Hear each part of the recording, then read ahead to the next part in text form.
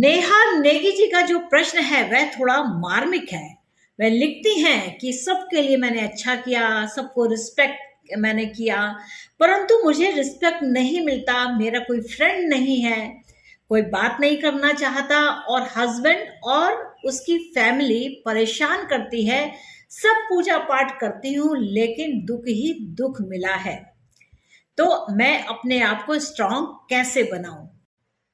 आपके दिए गए बर्थ डिटेल के अनुसार आप सिंह लगन के स्वामित्व रखते हैं और जो चंद्रमा है वह आपका कर्क राशि का बनता है, यानी कि अपने से द्वादश बनता है। आपकी जो लगन के स्वामी सूर्य देव है वह 10वें भाव में स्थित है, यानी कि पावर प्रतिष्ठा को दिखाने का काम करते हैं, यानी कि सामाजिक प्रतिष्ठा आपकी काफी बड़ी हुई होनी चाहिए। लेकिन जैसा कि आपने कहा है कि आपको रिस्पेक्ट नहीं मिलता, तो अगर जो वर्तमान की महादशा देखी जाए तो वर्तमान में चंद्रमा की महादशा चल रही है। इससे पूर्व सूर्य की महादशा चल चुकी है, यानी कि सूर्य जो आपको पावर देते हैं, जो आपको प्रतिष्ठा में सहायक होते हैं, वह सूर्य सन 16 से आरंभ हुए थे और नवंबर 22 में वह महादशा खत्म हो चुकी है।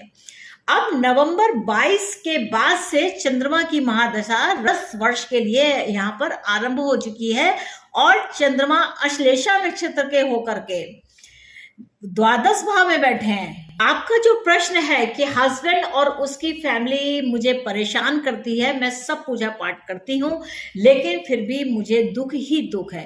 तो देखिए यहाँ पर जो कारण है, एक तो चंद्रमा आपके द्वादश भाव में बैठा हुआ है, यानी कि यह खुद ही अपने आप में एक जो भाव उसने लिया है वह मोक्ष भाव लिया है।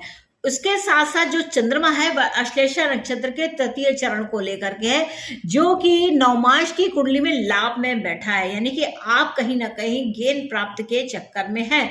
तो गेन लेने के लिए आप जो एक मन बना लेते हैं कि अब ऐसा करेंगे तो शायद ऐसा लाभ होगा, तो उस लाभ की भावना को छोड़ दीजिए। इसके बाद कहते हैं कि जब आप उम्मीद नहीं करते किसी चीज की तो आपको कष्ट भी नहीं होता, लेकिन जब आप आशा लगा बैठते हैं तो आपको वह जब आशा पूर्ण नहीं होती है तो आपको अत्यधिक कष्ट होता है। दूसरी बात क्या है कि आपके 7वें भाव के जो स्वामी है वह शनि देव होते हैं और 8वें भाव यानी कि आपके जो दुखों का कारण है उसका स्वामित्व भी गुरुदेव के पास है, वह भी वक्री अवस्था में बैठे हैं। यानी कि यहाँ पर जो दो मुख्य ग्रह हैं गुरु और शनि, यह वक्री अवस्था में बैठे हुए हैं, क्रमशः 3रे भाव में और 4थे भाव में विराजित हैं। तो यहाँ पर सुख का अनुभव और आनंद का अनुभव आपको मिलेगा, लेकिन थोड़ा सा लेट एजेस में मिलेगा। तब आप कहेंगे कि अरे वाह, मेरी जिंदगी में कितने सुख हैं। अब आपको उपाय के रूप में करना क्या है कि आपको रोज प्रतिदिन सूर्य जो उगते समय का जो सूर्य होता है उसको देख करके अर्घ देना है। एक आप चाहें तो लाल रंग का कोई भी वस्त्र धारण कीजिए, आप चाहें तो माणिक्य पहन सकते हैं। होगा सबसे अच्छा उपाय होगा कि आप सुबह उठ करके सबसे पहले सूर्य के दर्शन कीजिए, उन्हें अगर नहा धो करके अर्घ दे सकते हैं तो ये और भी अच्छी बात होगी। यानी कि यहाँ पर जो आपको प्लीजिंग करनी है वह सूर्य को आपको यहाँ पर प्लीज करना होगा।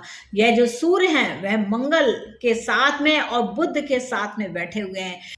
मंगल आपके लिए आपके 4थे भाव के स्वामी है, यानी कि कुछ न कुछ आपके अंदर मानसिक तेजी यहाँ पर बनी रहती है।